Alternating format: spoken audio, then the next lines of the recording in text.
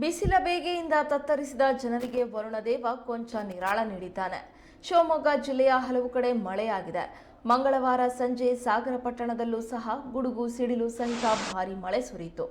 ಬಿಸಿಲ ಬೇಗೆಯಿಂದ ಬಳಲಿ ಬೆಂಡಾದ ಜನರಿಗೆ ಕೂಲ್ ಆದಂತಹ ವಾತಾವರಣ ಸಿಕ್ತು. ಮಾರ್ಚ್ 27ರವರೆಗೆ ಮಳೆ ಮುನ್ಸೂಚನೆ ನೀಡಲಾಗಿದೆ.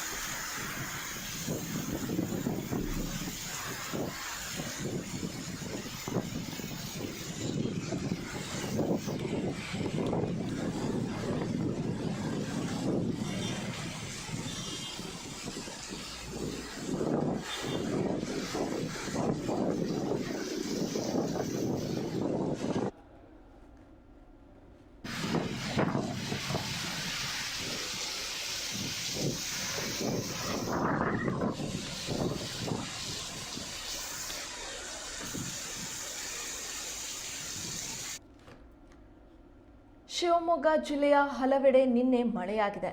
ಅದರಲ್ಲೂ ಕೂಡ ಸಾಗರದಲ್ಲೂ ಭಾರೀ ಮಳೆಯಾಗಿದೆ. ಗುಡುಗು ಸಿಡಿಲು ಸಹಿತ ಗಾಳಿ ಸಮೇತ ಮಳೆಯಾಗಿದೆ. ಬಿಸಿಲ ಬೇಗೆಯಿಂದ ತತ್ತರಿಸಿದಂತಹ ಜನರಿಗೆ ವರುಣದೇವ ಕೊಂಚ ನಿರಾಳವನ್ನ ನೀಡಿ ಕೂಲ್ ವಾತಾವರಣವನ್ನ ಕ್ರಿಯೇಟ್ ಮಾಡಿದ್ದಾನೆ.